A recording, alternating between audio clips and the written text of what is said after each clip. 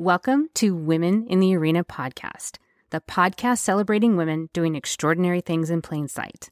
I'm your host, Audra Egan, and our mission is to elevate the value, strength, and resilience each woman brings to the world. Without further delay, let's go ahead and start the show.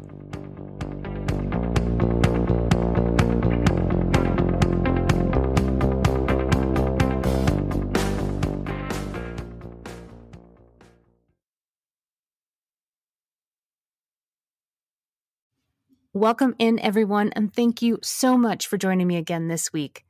I'm still off on my Alaskan adventure, but I have one more episode from my good friend Adela Yelton over at Latina South podcast for you to listen to this week. I really hope you enjoy, and I can't wait to hear what you think. So for today, let's go ahead and start the show. Hola, I'm Adela Yelton, and thank you for joining us at Latina South. Latina South welcomes friendly conversations with Latinas and friends who live, work, and play throughout the South and Southeast. We'll enjoy some savory bits of wisdom while we share about what it takes to thrive in life while holding on to the best of what makes us Latinas in the South. Welcome.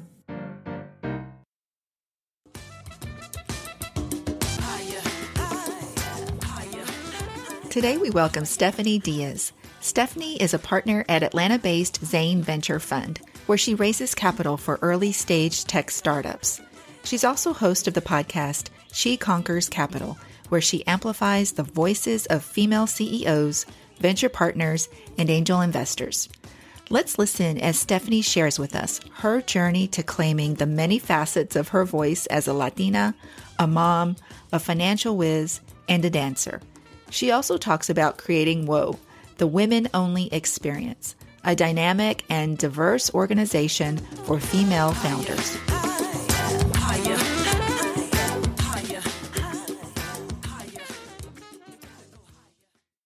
Hola, Stefanie. Welcome to Latina South. Hola. Thank you so much for having me. I've read that your personal journey has been one of claiming many facets of your voice, Yes. being a Latina, a mom, an entrepreneur, a dancer, and a financial whiz. And so a lot of things there. I'd like to hear more about your Latina identity. How did you arrive at claiming it? Well, it's interesting because I think, in order to get to the place where I felt like I could really claim it, I first had to travel through a phase of my life where I felt as though I had lost it. A little bit about me. I was born in New York. And, but very quickly, my mother and I found ourselves living back in Puerto Rico, where both of my parents are from. And so I was in Puerto Rico with my grandparents and my aunts and uncles and cousins, as a baby and a toddler, and Spanish was my first language. I see myself in little videos and I see myself talking Spanish. I'm like, look at me go. Oh. And it was, I was about a toddler though, when my father got a job in Douglasville, Georgia, asked my mom to come and meet him there with me. And so we did. And even there, Spanish was spoken in the household. Some of our family also moved there to be close to us. And so we had a tight little community. And then things started to change. My parents got divorced when I was 4 years old. I had, some family they stayed for a few years and then they went back to Puerto Rico. My mom had spent a good bit of her childhood in New Jersey, so she knew English really well. She also remembered what it was like to be a young Puerto Rican girl in New Jersey and the discrimination that she felt towards herself and her family. And she wanted to shield us from that as much as possible. And she also wanted us to stay. She felt like the opportunities for us were better here in the States than they would be in Puerto Rico. And so early on, around 4 or 5 years old, my parents split. My mom starts speaking English to us in the house. My extended family moves back to Puerto Rico. Then fast forward several decades, and I find myself in a very American lifestyle. But I've always known where my heart is. When I go to Puerto Rico, and when I come back, it's like getting your heart ripped out of your chest just a little bit because, I see my family there. I taste the food. I smell the air. I see, the way that my cousins just walk into my grandparents' house on any weekday afternoon. And there's definitely, there's a lot that I missed. I lost a little bit of my Spanish speaking skills over the years, and it made it even harder to connect to that part of myself. And being in Georgia and Douglasville, there is not a thriving Latin community in Douglasville. So I found myself, with a lot of just American friends, and then just, kind of getting involved in their culture, but always feeling between two worlds. I remember they would sometimes still today, like, make references that I couldn't quite understand because I didn't grow up with American parents, people who had like that further back, like cultural references. So still kind of feeling between two worlds. And then it's been really a conscious effort for me over the last several years, especially becoming a mother myself, saying, whatever happened in my childhood is in the past. And who do I want to be today? And so with that, I've cultivated, I said, my culture is mine to embrace at any moment. I have embraced it. I have found a gorgeous Latin community here. Amazing friends and very special people in my life. I travel more to Puerto Rico. I speak Spanish more. I've gotten a tutor to help me. My son is in a Spanish immersion school. And so that's been a bit about my journey to feel a bit disconnected from my culture, and then to claim it as being something that's extremely important to me and to my identity, and to bring it back. So being Latina is very important to you now, and you're claiming it now in a way that you haven't before for whatever reason. And I know you're sharing with us kind of a part of your story and your journey. And it's interesting to me how you describe going back to visit Puerto Rico, and I could visualize when you're saying my heart, it feels like you're ripping my heart out, because it's who you are and it's part of you. And no matter what, no one can take that away. And you mentioned finding some connections with friends in the Latino community where you live. So Douglasville is where my family lived until I was in high school. So I have not been back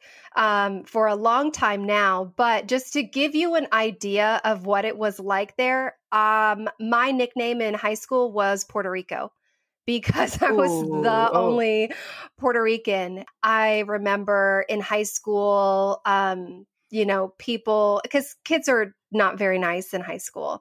And I remember them drawing pictures of me coming over on a raft.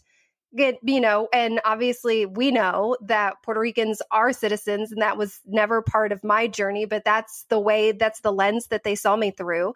I never really thought about it this way, but maybe part of me just felt like I wanted to fit in. But really beginning to nurture my own community of Latinas, Latin friends in general, didn't come until honestly more like into my 30s. And it was spurred. I went through a divorce around that time. Really, every aspect of my life got put under the microscope. It was a huge transformational time in my life. And I took a hard look at who I had allowed to be my inner circle, and where I felt like it was a reflection of who I really was, and the ways that it wasn't. With just setting that intention, I found new people just walking into my life. And so it wasn't until decades after high school, more like my early 30s and going through the divorce, that I started to really find my tribe. You're finding your tribe, at least for the part of yourself that is Latina living in the South, is very empowering.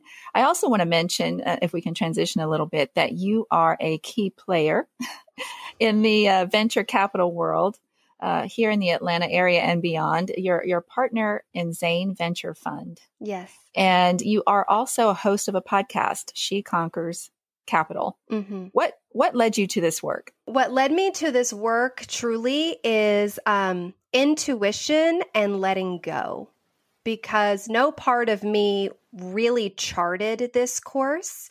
But I do know that at some point I really shifted how I navigate life in general. And I found myself more surrendering to the flow and realizing that that was going to get me a lot farther than anything that I could craft on my own. So really, really listening to what God's plan was and saying yes, even when it felt scary, and going all in. The more, concrete steps along that journey. In 2015, I launched my first podcast called Mastermind Your Launch. At that point, I had been pretty successful in the pharmaceutical industry, making good money, had worked my way up to a great title and had a great network in that industry, but I did not see myself in the pharmaceutical industry forever. And so I knew that I wanted to do something different. My son, was a newborn toddler, and I also felt like, wow, I want this kid to go after his dreams. And what's he going to learn from me right now? I think I might need to start going after mine with some more intention. I was listening to podcasts and getting really inspired and fired up. Somewhere along the way, I thought it would be a good idea to do my own, or I just felt like it was something that called me. And I had so much fear. I hesitated for months, and then I surrendered and said, okay, I'm going to do this. And that podcast, interviewing different business owners led me to start interviewing startup founders. And before I knew it, I was interviewing startup investors and venture capitalists. And that's really where all of this started. I began to expand my network within the startup community and the investor space and made my name, and then more doors opened. I launched a community for female founders. I was invited to join an Atlanta-based fintech company as their chief of staff and head of investor relations. Through that, I ended up getting connected with a local angel investor group and running their screening and due diligence. And so I just one door after the other kind of opening. And I may have had some resistance to each of them, saying, wait a second, that's not what I had planned. I was going to do this year, or I don't know that I'm ready for that. Or, all of these like fears and imposter syndrome that might pop up, and all of those things that make you stay in your place Right. longer than you need to. But I have found a way to move through that and accept that I'm being called to something bigger, something that wasn't necessarily in my plan, or most of the time it was in my plan, but years into the future because I was telling myself I wasn't ready. But I started leaning into the fact that God will let me know when I'm ready. And he usually thinks a lot more highly of me than I think of myself, I guess. And so from there, got deeply involved in the investor space and connected with Shyla Nieves Burney, who also, her father is Puerto Rican, and we definitely bonded over that from day one. Oh, and wow. So I've been advising Zane since early 2020. And it was in December 2020 that Shyla said, it's time. I want you here as partner. And she said, sleep on it. And I said, don't think I need to. I'm in. And we've been at it ever since. And Stefanie, to hear you describe your journey to this point in your career and the work that you do, I admire you as a podcaster. I've listened to a few of your podcasts, but to hear someone like you talk about fear, like what's that about? Because I think that's going to resonate with many of our listeners, and even the most confident person in the world. I mean, we all know those little voices in our brain or in our head that tell us, hey, wait, maybe I'm not ready. Yeah. I don't have enough. I need more of this. I need more of that. Talk more about that. How did you get through those fears? Still today, navigating them. Once I was asked about imposter syndrome. And I definitely, if anyone talks about imposter syndrome, I relate to it because I experience it so much. I don't necessarily love talking about this term, but I will say this. I feel like if we're ever in a point where we're feeling as though we're not ready or we don't have enough experience or know-how just yet, there's something to be said about flipping the script and congratulating ourselves for arriving to a place where we are about to learn and be challenged and be up-leveled and stretch the boundaries of who we have known ourselves to be. We could all live very comfortably, never feel any type of quote unquote imposter syndrome, and feel confident each and every day because we only do the things that we have mastered. You can set a goal for the next quarter, knowing I'm going to sail through that because everything is known. I know 1 + 1 = 2. If I do this every day, then I'm good. And there's something to be said about not knowing. Like, I don't know if this is going to work, but I've got to. That's where rapid growth comes from. That's where you find yourself years ahead of that 5-year plan that you had set out because it was so step by step by step. This life is full of leaps forward, and we can take them at any time. But in order to do that, we have to be ready for the fact that we're going to arrive someplace where we have told ourselves that we're not allowed to be yet. And so first things first, you have to figure out how you gain your footing there. And for me, the people around me have been really, really key. I have people around me right now that honestly, the world of capital, I joke, I'm like kicking and screaming I came into the world of capital because there's so much for me to master in this. And there's so many people who have been doing this longer than me and have more of a network than I do. And, anything that I can tell myself. But I have people around me that tell me when I'm on my worst day, like, no, Stefanie, that is where you belong. And if you do anything else other than that, you're not being true to yourself and what you were put here to do.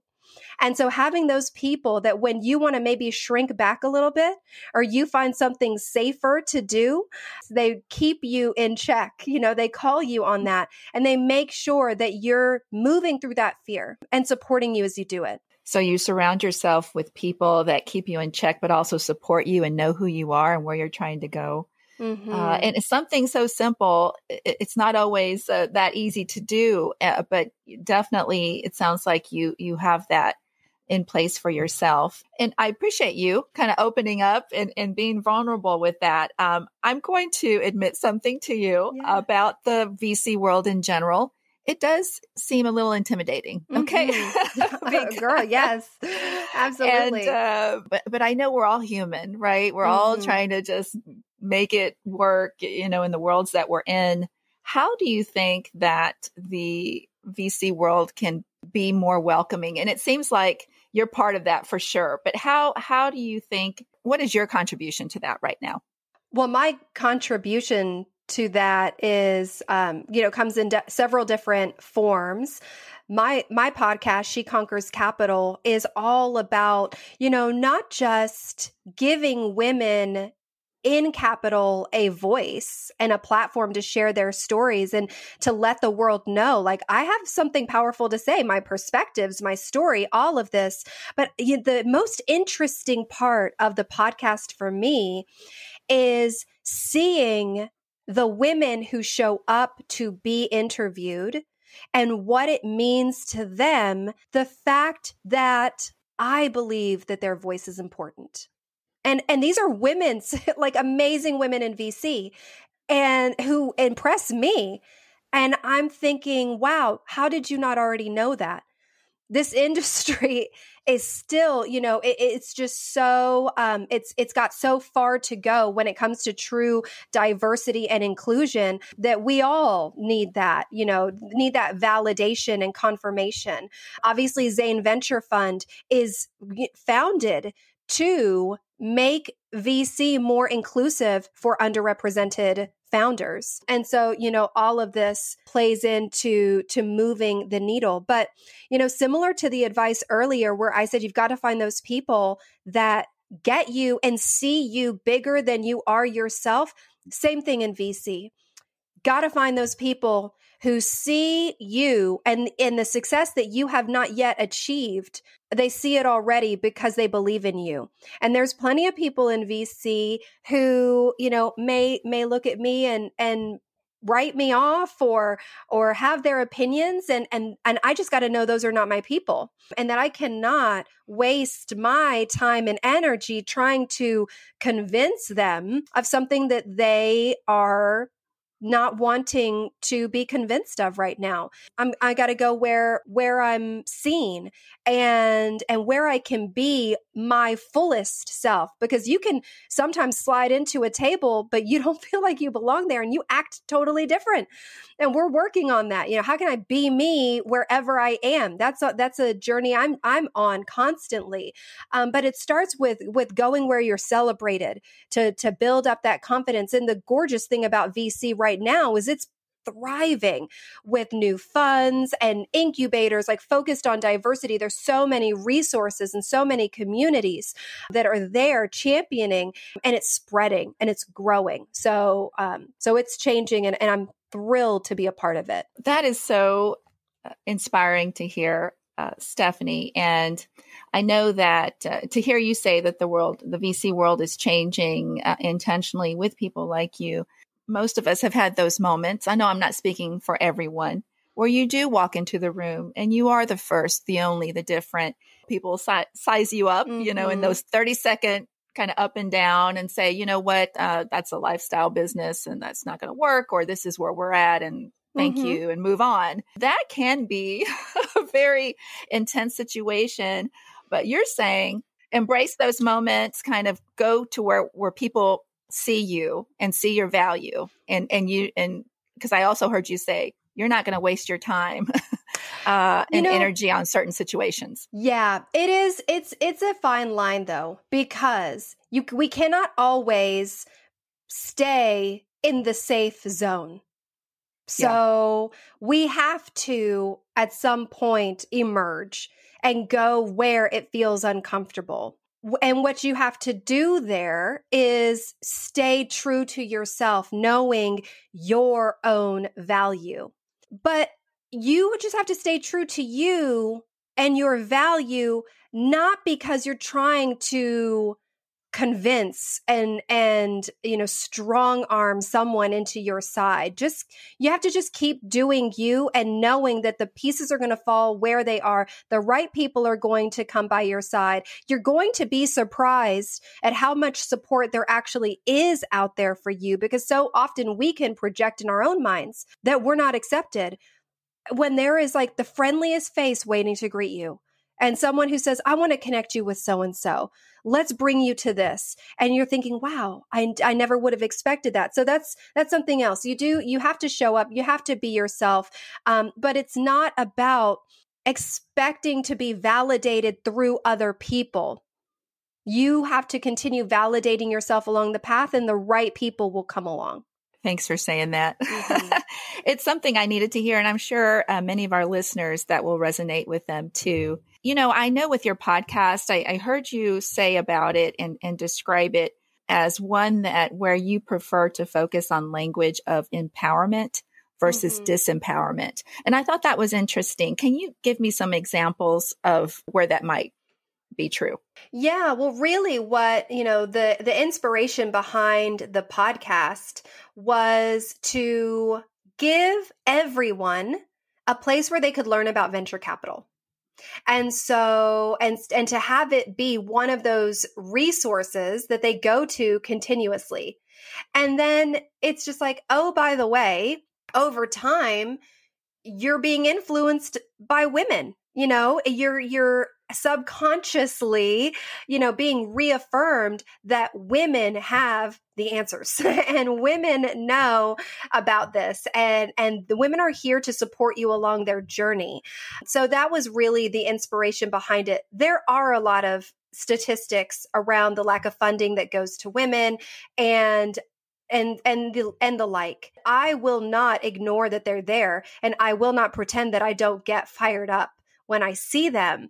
But it was a very intentional decision to say, this is not a platform where we come on and talk about what's not working. I want to know what is working.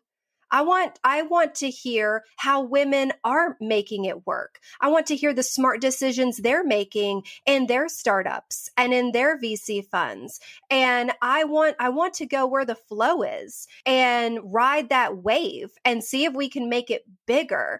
I'm a big believer in energy, and I'm a big believer in focusing on the solution over the problem.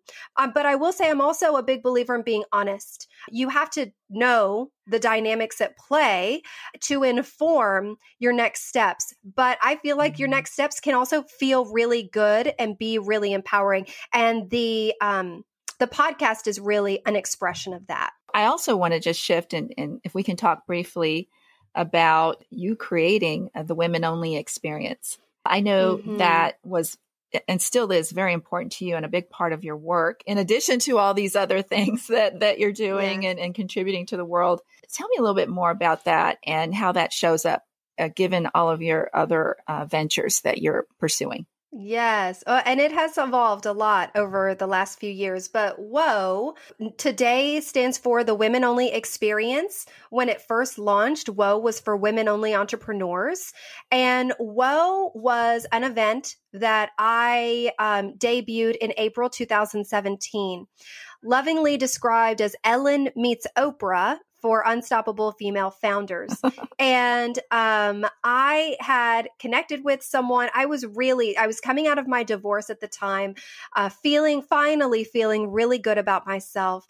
And I was really feeling called to work with women, which is a big departure for me because I had come up through pharmaceuticals, male dominated. I was, heavily in the tech startup space at that point, male dominated.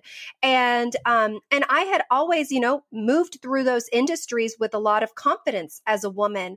And although I will say I went to an all women's college. And so, the women in my life were really important to me, but something about my career, I guess I had just, based on my experiences, like, well, but in your career, you just run with the guys and you just make it work. And then I just had this calling, like, no, I want to make my work about women. And it was this big convergence. And so the first event, I was asked a question. I was coming out of my divorce and feeling transformed. And someone asked me, what would you have to put into an event to help women experience the same transformation? I said there would have to be an interview with a female founder, but I don't want just anyone's success story. I want a woman who's going to talk about the real deal, transparent, talk about the struggle, talk about what we're talking about here, when you didn't feel confident, what you had to overcome, like, let's get real. I said that there would have to be dancing because little known fact, I was a dance major when I went into college, and I grew up dancing, and dance was such a big part of my life. And it had been a big part of my reawakening. And I said, I feel like as women, especially strong women in business, we are so in our masculine energy, building and creating and planning and executing. Like, where's the place to be soft? Where's the place to just swing your hips and sway and let it go and be feminine? And I was taking a stilettos class at the time.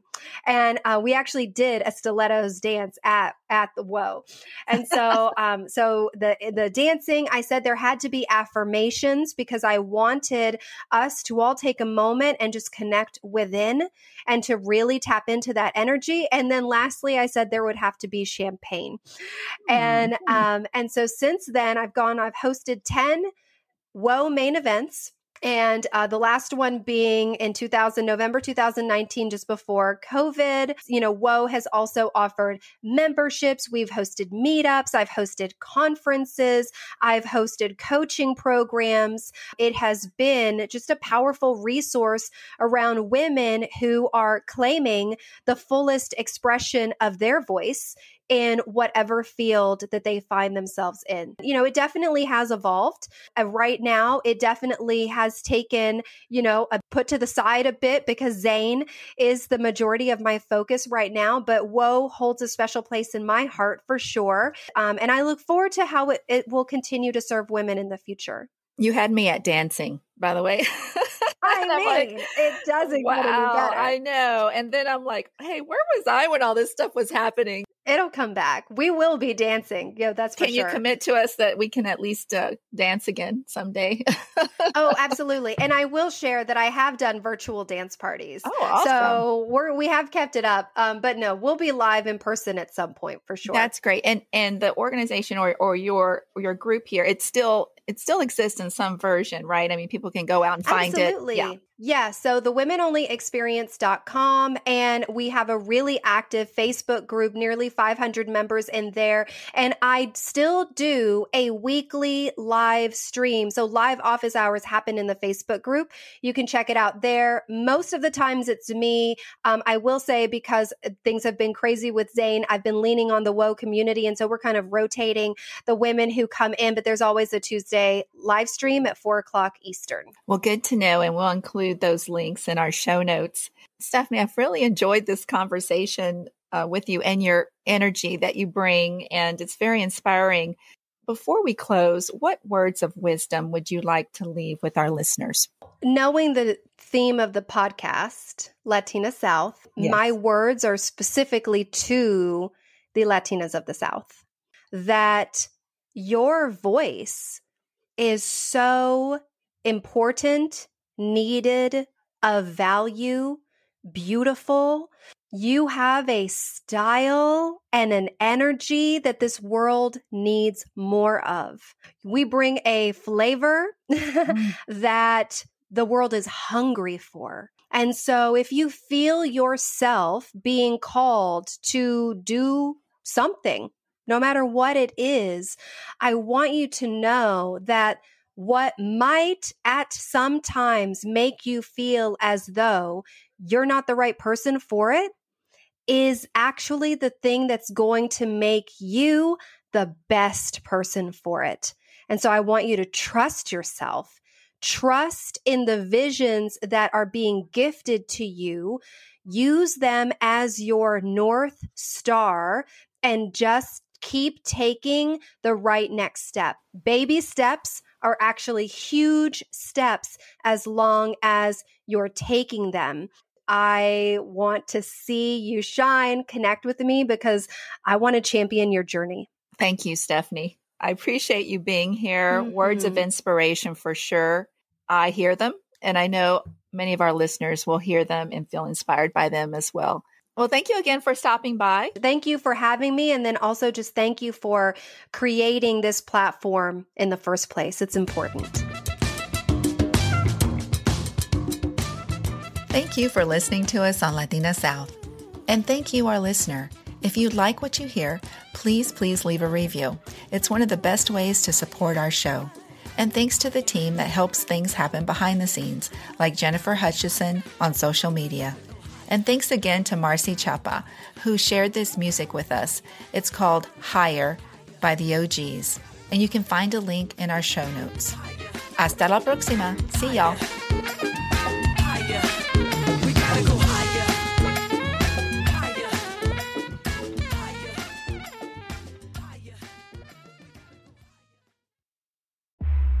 This is just the beginning.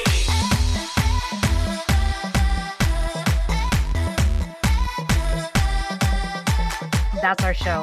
I am so grateful for each and every one of you and your unwavering support and your continued belief in this movement that has become much bigger than me, much bigger than just a podcast.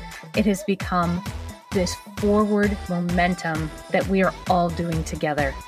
If you are ready, or you know somebody that is ready to tell your story and share your value with the world, please connect with me. You can reach me at audra@womeninthearena.net. I am so honored and thankful that you will share your story with me, and I'll make sure that it is well taken care of. I will never stop thanking each and every one of you, and I cannot wait to talk to you again next week as we share another woman's story and we celebrate her doing extraordinary things in plain sight. We'll see you next time.